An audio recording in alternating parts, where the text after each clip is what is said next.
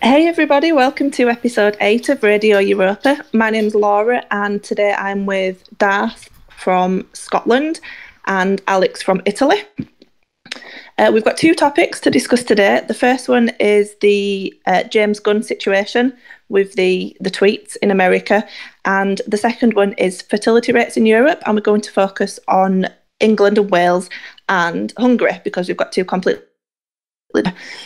So we'll start off with Jame Gunn in America, if that's okay. So Jame Gunn is an American filmmaker, and he's most famous for directing Guardians of the Galaxy, which is a Disney film. And some tweets have emerged on Twitter this week. The ones that I've seen are from 2009 to 2011, but there might be some more. And these tweets are basically him just talking about child abuse. So he's tweeting things about molesting children and things like oral sex with children and full sex with children, and he even talks about things like fisting. And these tweets have come to light, and he's been fired by Disney for these tweets, and he's just passed it off as offensive humour. Now I've not spoken to Darth and Alex about this before the recording, so I'm not sure what their opinions are at the minute, but I'll just give my opinion on it really quickly. I just don't find it funny because they're not jokes. They're not like puns or, like play on words or edgy jokes. He was just literally talking about abusing children. It seems like one of those situations where you say something that you believe in because it's so unreal, people just laugh at it, if that makes sense. But it's worth noting that it was Mike Cernovich who used his platform to uncover these tweets. And I believe he's alt-light. Is that right, you two? Is he alt-light? Yeah, he's... Yeah, I think he's... Yeah, he is. He is that kind of, the conservative that is just conservative about, basic bitch stuff like economics, capitalism, and liberals are fucking retarded. Like that kind of... yeah, it's just the classic conservative, yeah. Yeah. So we don't normally talk about the USA. We normally focus just on Europe or South Africa sometimes. But we've decided to talk about this today because the response to these tweets and the guy being fired by Disney, it's really quite shocking because Hollywood and all the lefties and the liberals and the mainstream media, they're just defending him. And the BBC and The Guardian, for example, in Britain, they're not putting out articles saying, look at these disgusting tweets. They're saying like, this person's defended him or this person's defended him, to try and focus on like the good side of the story. Mike Cernovich, on the other hand, he's been attacked. He's been called a white supremacist. I actually think he's Jewish, so he's not a white supremacist.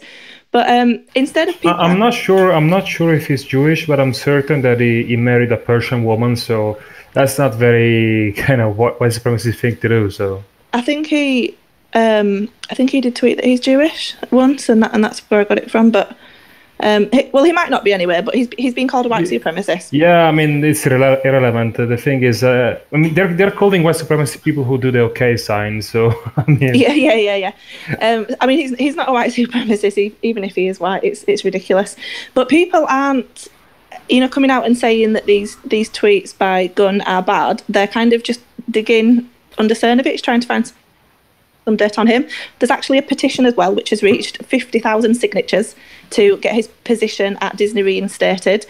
And the only people that I've seen actually saying that these tweets are disgusting are us so-called white supremacists.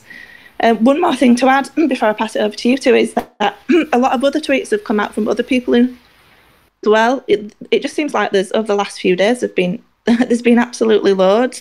I saw Sarah Silverman, a tweet somebody dug up from her from, I think it was 2009, where she was joking about molesting children. It's revolting. But I'll pass it over to you. Can we start with you, Darth? What's your opinion on this? Yeah, I mean, I started talking. Obviously, I noticed this when it kind of blew up on Twitter the other day. I actually had a kind of long conversation with my dad yesterday about this, and the more I kind of thought about it, my kind of views changed here and there. I was listening to the radio broadcasting station LBC, and they were actually talking about it, and they were having phone calls, people phoning in, asking their points of view, which was, in fairness to them, pretty decent of them. Normally it's just they gloss over it, but they were having people phoning in about it, and people were giving their views. And, you know, I was finding myself actually thinking very deeply about what it actually meant. But I ended up talking to my dad about it, and what annoyed me most of all is this double standard that keeps cropping up in society around different topics, you know. So right now, and obviously you've got the issues with, like, during the World Cup, there was the articles being written about the St George's Cross being flown, you know, and people were being discouraged from flying it. But an ISIS flag is totally acceptable to be held in London, for example. And there's this double standard that keeps popping up. And what I found was, well, technically, as we know right now, Jame Gunn hasn't committed a crime by writing these tweets. Whether or not they are absolutely deplorable, which, for the record, I completely think that the tweets are deplorable. He hasn't committed a crime, though, that we know of. However, you have somebody like Count Dankula, who was, you know, charged for inciting hatred through his joke that he made. And context there apparently didn't matter for him to be charged. Whereas people have argued that, you know, his tweets were taken out of context, you know, he's a changed person now, so he shouldn't be judged on tweets that he made, you know, nearly 10 years ago. And I think, right, fine, fair enough, I can see their point there. But the problem is that there will be folk who will have those things dug up and they will be hung out to dry. I mean, for example, it's not the same thing, but Donald Trump, when the whole thing came out about the phrase "grabbing them by the pussy," that phrase, when was that recorded? It must have been several years ago. And he was deemed to be an illegitimate president solely because of that, and it was a deplorable thing to say, and he can never be forgiven for it. And you're like, well, you need to pick one way. Either these things can never be forgiven in society, or we need to accept that these things were said, they were wrong, but they were in the past, and therefore, if they're not criminal, you know, we can be outraged for them, but this doesn't mean that they have to be kicked out of their job or whatever. I don't know what you guys think, but I suppose it's somewhat of a utilitarian view on it. But I have done a lot of thinking about it, and that's kind of the conclusion I've come to right now, is we need to decide whether, as a society, whether it's acceptable or whether it's not. We can't have it both ways. Yeah. I mean, can you imagine if that was somebody like Richard Spencer or David Duke, and those tweets were dug up from, you know, 10 years ago? The media would not be responding in the way that... Not even those people, like anyone on the right, not just David Duke or Richard Spencer, anyone on the right being caught with those kind of things will be crucified. And to be fair, they will deserve it. I mean, anyone should be crucified for this. But as Darth has said, there is this thing on the left that this is not just about the pedo shit. It's about everything. They do this on everything. Like, for example, they're always talking about how fat shaming is bad, or how homophobia or whatever is bad. But then what they do with Donald Trump, they call him a fat old white man, and they always, you know, related to Putin, they always make shitty fucking memes about Putin and Trump being together, engaged. Well, sorry, mate. I was going to say I listen to Ben Shapiro's podcast. Now I know obviously various folk have different views on him, but I like to hear different people's views, and he made the point about that. You know, on the left, making fun of homosexuality is deplorable, but it's okay if the left make fun of Donald Trump and Vladimir Putin being in a hypothetical gay relationship. That's fine to make fun of somebody, but it's not okay to make fun about, you know, anybody else who's on the left, if that makes sense. Yeah, of course. Okay, this is epic. I mean, it's Ben Shapiro, you know, the biggest centrist conservative in America. Anyway, going back to the thing I was saying, the left always has this double standard, and I find it pathetic, because you see, most of the times when shit happens on the right, we tend to condemn our own when they fuck up, okay? The left never does that. And seeing that these people are defending a person that, I mean, we don't know if he's a pedo 100%, but no sane person will joke about those things. Like, you never met a person who, I mean, my life, I'm 23 years old, I never met a person who actually joked about, touching children. It can't be funny. Like, I'm all for dark humor, I'm all for being edgy all you want, but joking about diddling kids can never be funny. And the thing is, there was like, I think, a discussion about whether racism was better or worse than, being racist was better or worse than being a pedo. And some liberals were like saying that it's worse to be racist than being a pedo. And I mean, it doesn't shock me, because in the end, they've been pushing the propaganda saying that, the pedophilia is sexuality. So it doesn't shock me. But at the same time, how can these people actually believe this? That pedophilia is like less bad than being a racist. Like, it just makes me wonder how these people can be considered sane. Yeah. Well, these.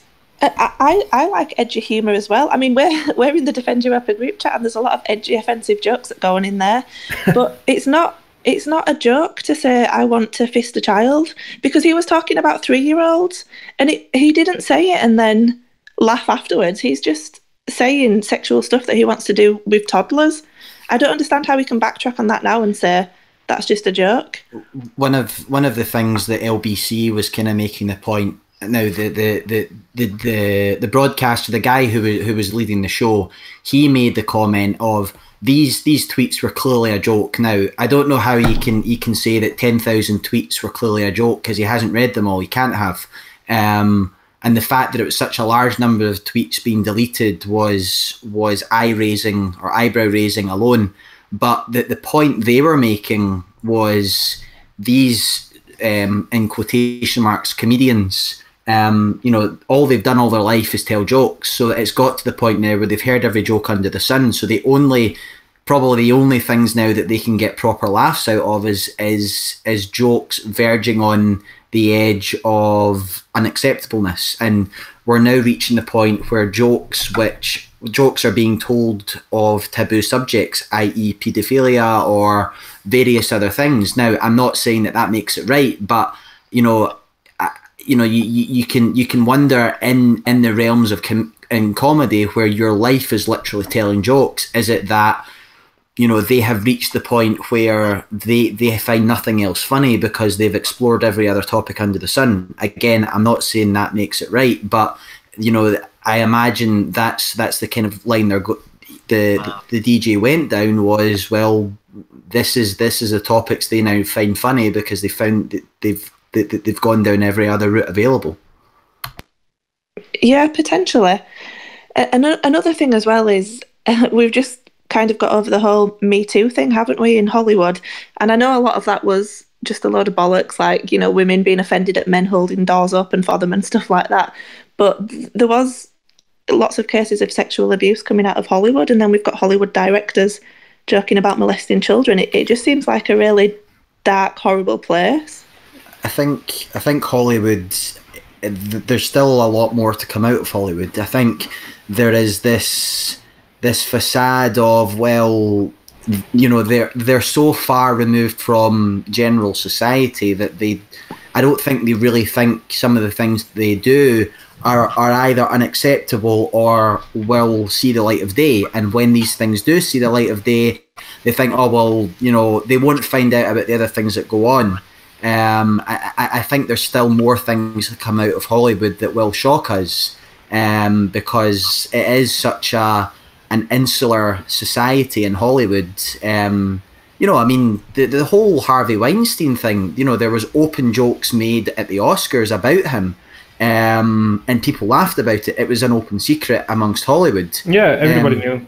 But it's only when somebody stands up and says this is what is happening that people pile on the bandwagon. And I imagine it wouldn't surprise me if, like you're saying, will be other tweets will pop up. But I mean, Mike Cernovich I guess, has clearly, made the effort of going through, 8-10 years worth of tweets to find these. Fine. He's gone and done that. That's what journalists do. They look for things to expose. But no, he did a good job. I imagine that there will be more scandal to come out of Hollywood, and this is probably just the tip of the iceberg. Yeah, of course. I mean, we all know that Hollywood is full of degenerates and people who actually touch kids. There were like already stories, and I remember like this guy called Schreiber, I don't know the pronunciation, that was like dressing up his kid as a female, and kissing in the mouth one of his children publicly. Those weird things that just only people from Hollywood can actually do this stuff without going unnoticed. And I remember there was this guy that actually I can't remember his name right now, that announced that he was being touched during his career as a child actor. And I mean, it's Hollywood, as you said. Schweinstein and Arvstein and this guy Gunn are just the tip of the iceberg, but hopefully more will follow, because Hollywood is like probably like the entrance of hell. It's right there. And unfortunately, I don't think it will stop at Hollywood. I mean, the pictures that regularly get shared in social media, I like to follow American politics, and the one that keeps popping up is the ex-vice president, Joe Biden. The pictures that keep getting shared about is his, there's pictures that have been captured which show him in strange situations with young children. And people are kind of questioning his motives when he's photographed, kissing a child in a very strange way, or holding women in a very strange way. So I imagine it's not going to just be people in Hollywood that these acts have been going on behind closed doors and will eventually come out. So do you two think that it was right that he was fired by Disney, or do you think that was too far? I haven't come to a decision yet as to whether he should have been fired or not. I think the reason he was fired, I don't think that Disney fired him because they disagreed with his views. I think they were fired because people online started pointing the finger at Disney and basically saying, Disney, you are supposed to be, a company that promotes, family-friendly films. Why are you allowing somebody who has these views, to make films? I don't think it was they found his actions deplorable. I think it was that it was going to cost them money, and they were then going to be associated with somebody with these potential views, if that makes sense. Yeah, it's the usual thing, there is outrage, people just bombard the producer or whatever of complaints, and they panic and they just fire people. Most of the times people don't deserve it. Like in this time, I believe he deserves it because he's a degenerate, but most of the times people get fired because their sponsors are scared of people getting angry, writing down bad reviews. It's like how online outrage has basically changed the way companies work, and it sucks because most of the time it's abused by small vocal minorities. Like 1,000 people, if they work together, sending mails or reviews and stuff like that, they can change like the future of a company. And while I enjoy the fact that the customer has more power, maybe nowadays it has too much power, because the outrage technique is being used by the left mostly to deplatform right-wingers. We've seen it like with many Fox News journalists. Sometimes it works, sometimes it doesn't. Like the guy, one of the so-called survivors from the Parkland shooting, the guy that looks like the twink, what's his name? I can't remember his name. Are you talking about David Hogg? Yeah, that guy. He has been abusing it. Like he has like thousands and thousands of followers on his personal account, and says, "Hey guys, let's deplatform this person. Let's contact their sponsors." This is how fucked up the situation is, because now. Well, go ahead. On David Hogg, it was I can't remember her first name. She does the Angle Report or something on one of the news programs, and he had made a comment. She had made a comment about him not getting into college or something like that, and there was mass hysteria, outrage. There was a pile-on protest, and she eventually lost sponsors simply because she made a comment about his ability or inability to get to college. Yeah. So do you have anything else to add on this topic, or should we move on to the next one? No, I'm good. The only thing I was going to say was I think that the left side of politics have had it for so long that, like Alex is saying, outrage has become the way of society, and I don't think that they were expecting the outrage to work both ways. And you know, in my opinion, social justice is a very, very negative thing in our society. It should not be the controlling the way to control society. But they have to accept that it swings both ways. It cannot be a one-way street with this kind of thing. If they want social justice to continue, it's going to go both ways. It can't just be a one-sided thing. Yeah. Well, I was just shocked that so many people were coming out and defending him, because do you know, like on Twitter where you search for something and it normally shows the people that you follow up at the top? For me, it didn't. It just showed a lot of people making excuses for him, and I was just shocked, really, because the tweets just seemed so graphic to me that I just couldn't believe that so many people were wanting to just brush it under the carpet. But yeah, I know we don't normally talk about the states, but I think I just wanted to get some, like an opposite opinion out there to everybody just defending him. I just think they were disgusting, and I do think that he should have been fired for saying things like that, especially working for a company like Disney, because they make films for children. It's just wrong. Okay, so over to topic 2, which is fertility rates in Europe.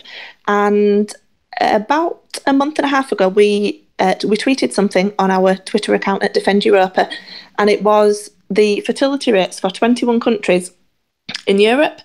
And just in case anybody doesn't know, I think everybody that is listening probably will know this, but the fertility rate for a population to stay the same size in a first world country is 2.1, and that means 2.1 children to a family of men and women, but I think they normally do it per woman when, in the official figures.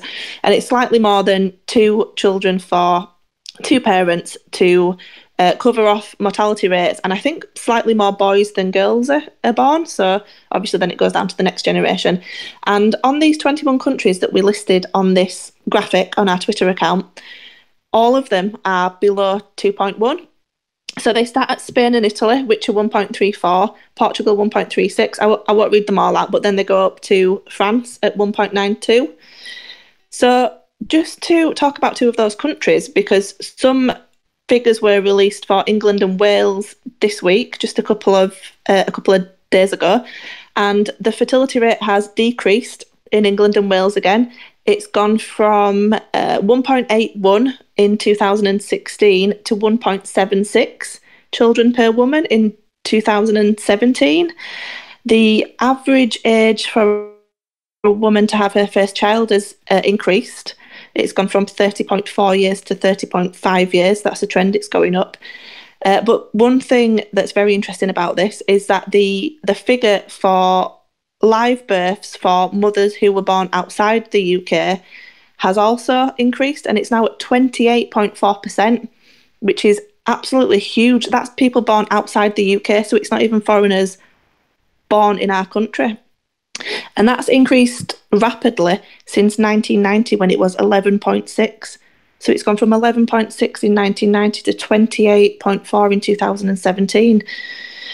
But because we want to finish on something a bit more positive, Hungary have kind of got a solution to this. I don't want to put all our eggs in one basket because we've still got a long way to go. But Hungary are increasing their fertility rate, and it's been going up basically since Viktor Orban became the Prime Minister. So there was a report published about 2 weeks ago by the Institute for Family Studies in Hungary, and it said the country is not just experiencing a fertility spike, Hungary is winding back the clock on much of the fertility and family structure transition that demographers have long considered inevitable. And Hungary, as we all know, have managed to do this without immigration. So this is actually just the fertility rate for the native population. I mean, I'm sure there will be a couple of foreign people there, but it's mainly Hungarians.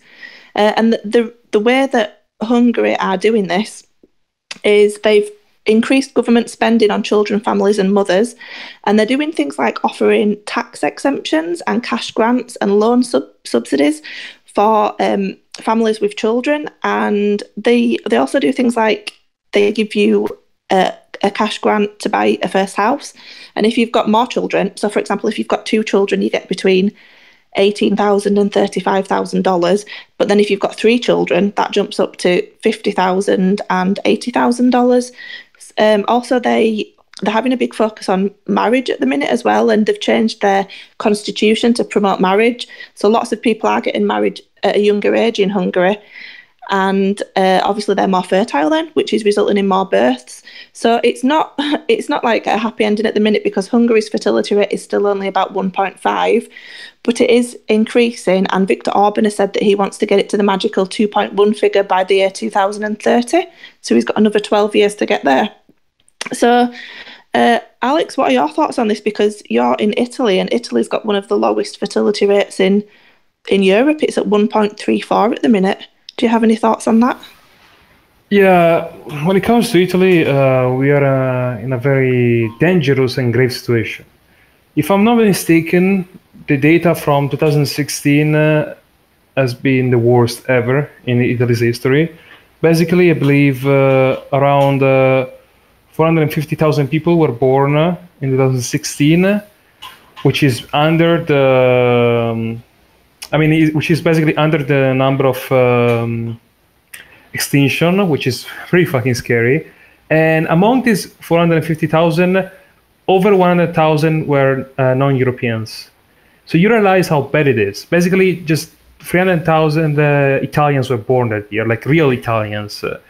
And this is one of the main issues which I have with the so-called fertility rate laws and boosters coming from the state. I think it's a very good idea when it happens in states like Hungary, because Hungary is basically an ethno state. They don't have big numbers of non-Europeans. Therefore, these non-Europeans cannot really exploit too much the welfare system. But let's look at France. In France, there is already a system promoting, childbirth, and it's not a wonder the fact that France has one of the highest rates among European countries. But why do you think that's so high? I mean, I don't have the precise data under me, but I can easily say that a big chunk of that 1.9% is Muslims. You know that Muslims make a lot of children, okay? And if the state is also going to pay you for that, well, they're going to have many children. So that's the problem, because I believe that until we don't, expel remigrate all the illegals and et cetera, in certain countries, applying this kind of laws could be very dangerous. But I applaud Orban for doing this in Hungary because it's a safe bet. It's a very good idea, but I'm not too sure I will want this in Italy, because right now Italy is not in a bad situation like France. Still, we have quite the number of illegals and also non-European population.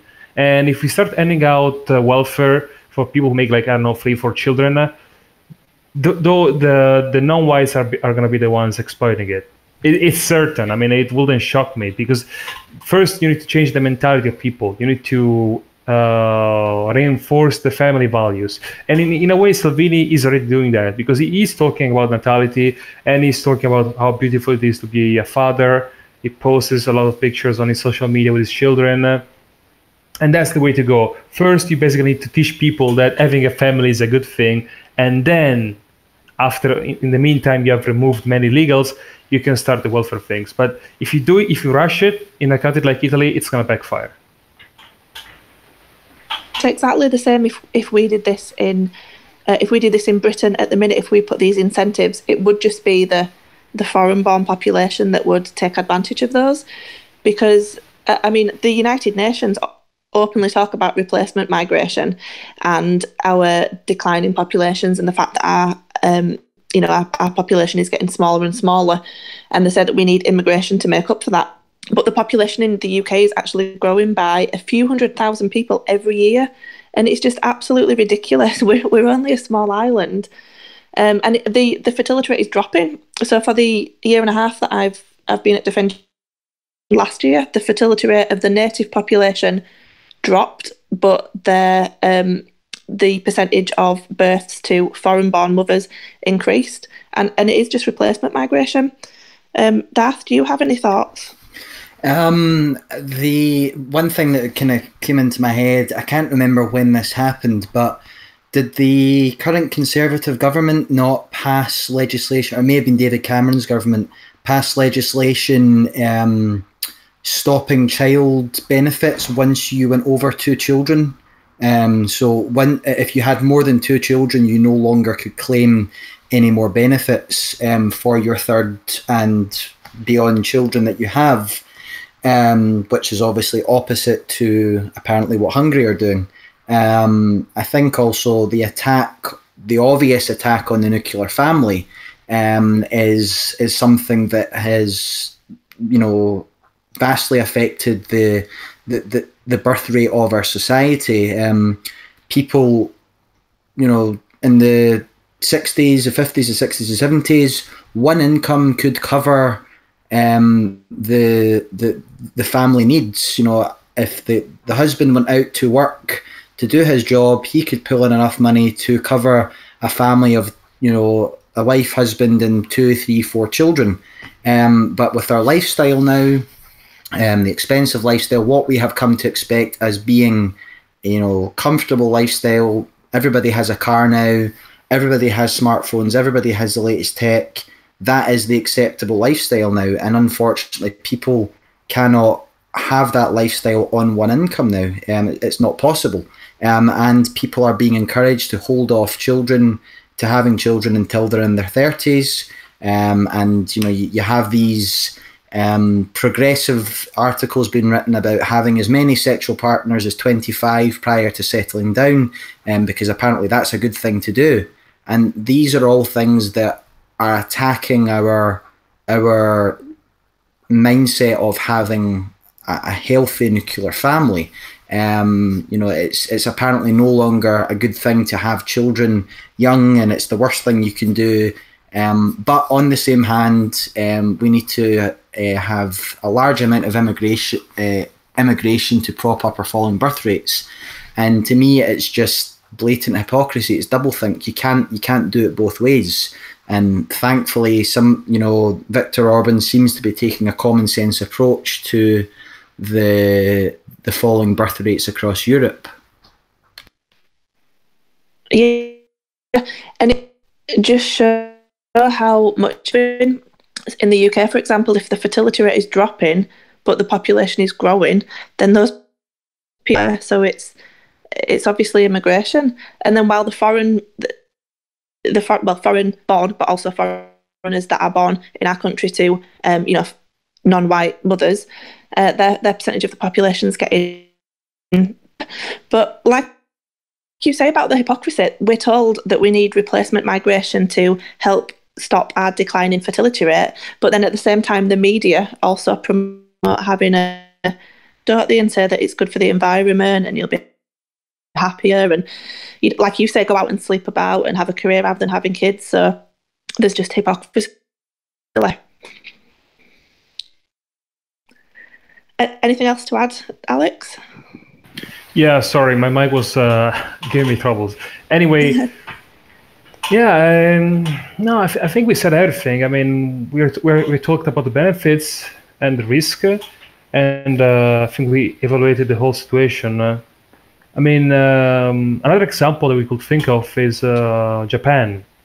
Japan is not a European country, but they are enduring a similar situation when it comes to birth rates, maybe even a little bit worse, since in Japan, relationships are a bit weirder, I guess, because of the work mentality that's developed as, in the last years. Work is more important than anything else. It's basically your entire social status. And Abe and his government have been trying to work and improve the fertility rates, and apparently in certain locations it's working. And Japan is probably even in a better spot than Hungary, because they're even more homogeneous than Hungary. So hopefully Japan will recover, and maybe more people will understand that only if we reach a situation like Japan, we will ascend to a better situation for the whole people. Yeah, Japan's is actually growing, as you say, but very, very slowly. So 1.26 in 2005, up to 1.32 the next year, 1.34, 1.37. Yeah, it's growing slowly, but the thing is, they don't have to grow enormously. I mean, in the end, it's about preserving the people, not going extinct, of course, but even if the population decreases a little bit without being replaced by, non-natives, I think that's fine. Like our issue, like if we didn't have mass migration, our fertility rate wouldn't be such a big deal. I mean, it would still be a problem, of course, because, having like 1.2 like Italy, or 1.4, whatever it was, it's bad, of course, but the main issue is like the replacement that is ongoing, that makes the fertility rates even more important. Japan as well, it has actually gone up to 1.46 at the moment. Do you have a lot of issues that we don't have in Europe? So I think they pay for their healthcare, which obviously I don't know what it's like in Italy, but in the UK we have free healthcare. And also in Japan, it's frowned upon to have pain relief when you give birth. So I believe a lot of their women are put off of it because they don't get any pain relief. And then another issue that they have in Japan is that a lot of their employees are on what we'd call 0-hour contracts. So if they take time off to have a child, then they've got no job at the end of it. So they're increasing theirs, and they've got problems that we don't have. So if we did have, a homogenous society, then we could be putting incentives in place like Japan and Hungary are to increase it. But like as you say, we can't put them in now because they will just be taken advantage of. Yeah, it's too early. It will backfire easily. Yeah. So what could we do, like, to increase the fertility rate of the native-born population? I mean, is there anything that we right now, I think it's impossible without boosting also the non-natives, because you either make a law that is basically, just for, let's say, Italians, like real Italians, but if you do that, you're going to be condemned by the entire, United Nations and things like that. Like, you cannot do that now. It's like too early, sadly. So first, we need developments in politics. We need people like Salvini to, grow stronger and move further right. And it's not even about moving further right, actually. That makes no sense. It's just that moving further towards like the right way of doing politics. So caring about your own people. It's not even like a left or right-wing thing. Yeah, we need somebody that will openly say that they care about the native-born population and they don't want them to become a minority in their own country. Yeah. And then we can address things like this. Yeah. So, anything else to add from either of you, or should we wrap it up? I mean, the only other thing in Britain, I mean, you could have, the government puts effectively in incentives for people to have children. It's going to cost money, and there would be a lot of pushback about it, and people would take advantage of it. And I think that's one of the reasons why they stopped child support after 2 children, was people effectively would have lots of children to keep getting benefits as an excuse not to work. So I think it's something that you need to balance up. But I think the biggest issue is that the cost of living in our society, or what is an acceptable cost of living, and it's simply more attractive to either not have children or to hold having children back until later on in life once you're established. And I think there needs to be something to make having a family at a younger age attractive again, because I think that is the biggest issue. It's not attractive, and it's not financially feasible to have a family at 21, 22 for a lot of people.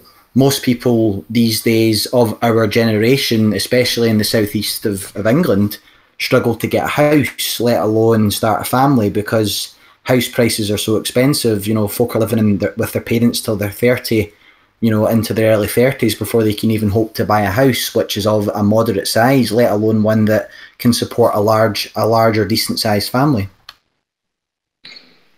Yeah, and I think there's also the fact that people are just not to have children as well because of things like feminism. I think if you say that you want to be a housewife and raise children, even if we take economics out of it, then it's looked down upon. You're pitied to be a stay-at-home mum.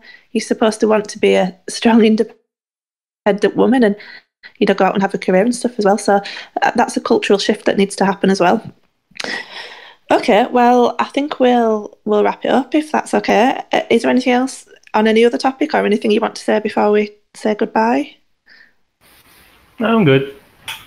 Okay. No, I think we've covered everything. Covered everything that we set out to do, and I think we explored it reasonably well. Okay, cool.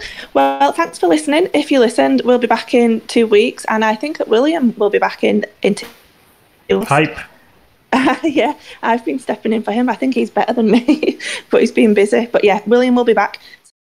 So thank you for listening to everybody who listened. Please give us a thumbs up and a subscribe on YouTube. And we're also over on Twitter as well at DefendEvropa, and it's Europa EVROPA. Okay, thanks for now. Bye-bye. Bye-bye. Bye.